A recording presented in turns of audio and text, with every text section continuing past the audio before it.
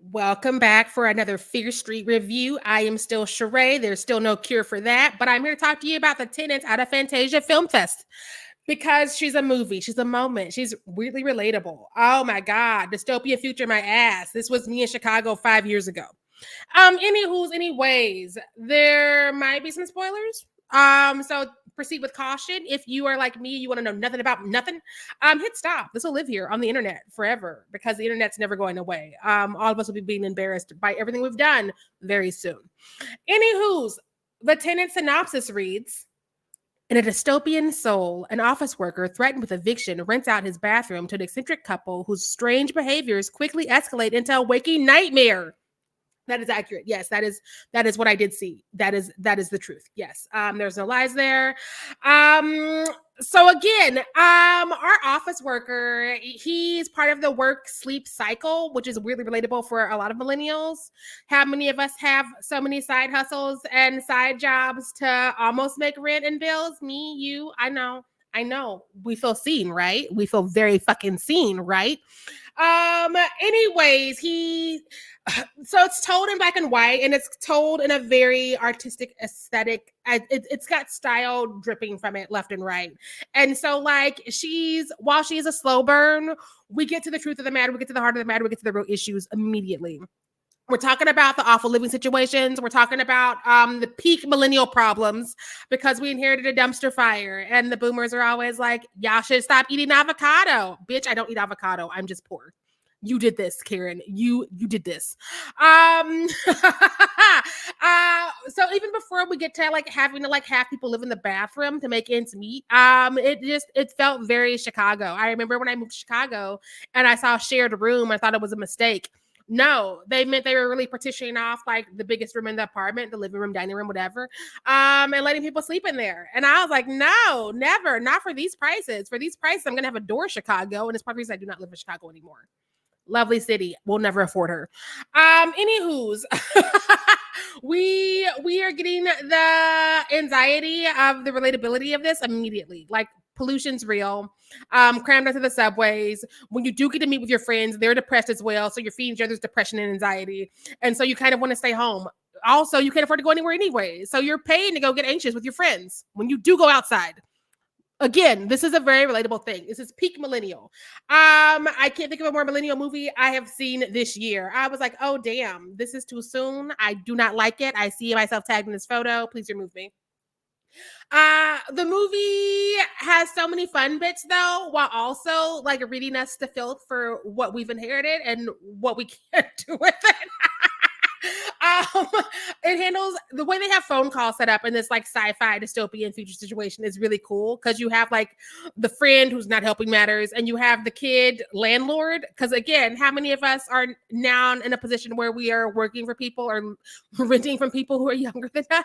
And so it takes it all the way. It takes it all the way. And there's a legitimate child who is a landlord called Mr. Bastard who phones in and is like, oh yeah, I'm going to renovate. So you should get the fuck out.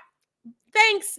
And it's just really funny and off-putting and it's awkward. And I was howling for a lot of the phone calls and the humor that comes from it because you can tell people are not fucking listening. You can tell people do not fucking care because you have the actual faces there being like, mm-hmm. So that's your story. Thanks. Boop. And it's where some of my favorite laughs come from because again, there's a lot to laugh at because anything that's in with a dystopian future when you've seen so many unprecedented things just becomes funny because you have to laugh or you'll cry is what a lot of us have discovered and we've become very fucking funny. Anywho's, this movie, part of the reason it works for me, it's because it feels like a long episode of Jordan Peele's version of The Twilight Zone. So I immediately wanted to lean in.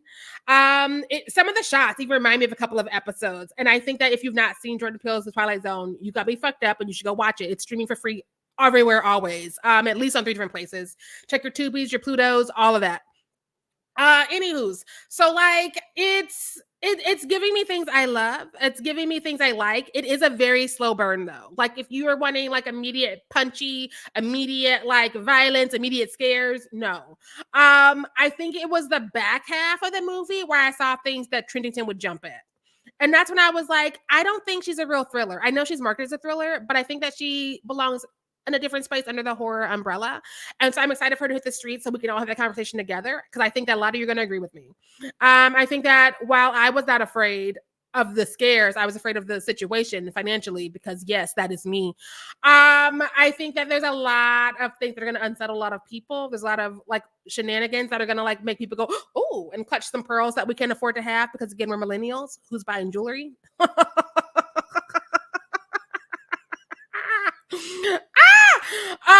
And I really, really love the weird couple who lives in the bathroom because they're renting the bathroom so he can make rent. And I love how that unfolds. It made this apartment feel that much more claustrophobic. And it definitely gave me the sense of you in danger, girl, looking at our protagonist. And he does not know how much danger he's in. He knows he's inconvenienced because he can't get into his bathroom anymore. It's just like shower at work. And there's a line for that because everybody's doing it. Again, it's just like it's so on point that it's hard to hate it. It's hard to like not lean in. I don't know if I like it so much as I just relate to it so hard that I have to give it what I'm going to give it as a rating. Because again, like it's a movie of our times. It's definitely a movie of our times. It's definitely reading the room and being like, what if we say it's the future? We pretend it's not today. Some more people can maybe enjoy it. But again, I was sweating. I was thinking about the rent that is due. I was thinking about the student loans that will never be paid back. And I was thinking how I went off this rock that's floating in space. So yeah, if you want some dread and you want some anxiety, this is your girl. This is it. This is your time. I don't know when she's going to get released. Again, I saw her at Fantasia Film Fest. It's an international film festival. They get the things from all over the place. This was the Canadian premiere. So hopefully she'll be making the rounds soon enough, because I think that she's only getting more relatable with time, because technically she's a 2023 movie, I believe. But she's feeling 2024 problems, and rent is one. Anywho's, I'm going to stop talking because, yes, that's what I'm going to do. Did I like her? Yes. I don't think I liked her as much as a lot of my friends did. But I'm giving her 3.5. I think that there's a lot here to unpack. There's a lot here that makes me feel seen. There's a lot of conversations we need to be having, and a lot of people who should be having them don't want to have them, which is painfully a bad idea in an election year, because again, your millennials and your Gen Zers are like, hi, I'm here with my vote. What are you doing for us? And so I think we should definitely talk about the student loans and the cost of living, the cost of groceries, all of those good things that are getting more expensive as we breathe, every breath we take. They're watching us. Again, 3.5 drinks for me. If you agree, that's great. You can put that in the comments. If you disagree, give that to Trent. I just ate my wig, so I'm not gonna talk to you about that. And I just want to send a shout out to our friends at Fantasia Film Fest for allowing us to have this screener, because we're an independent podcast. So if we don't have access to things, we can't review them because, again, millennials, no money. Maybe Trent's spending the budget on avocado toast. I don't know. I'll ask. Anywho's, that's what I know for now. I think you should stay fierce out there, and one of us will see you soon with something else, because this channel is going to be utilized a little bit more this year. It is the Fierce Street guarantee / threat. Yeah. Bye.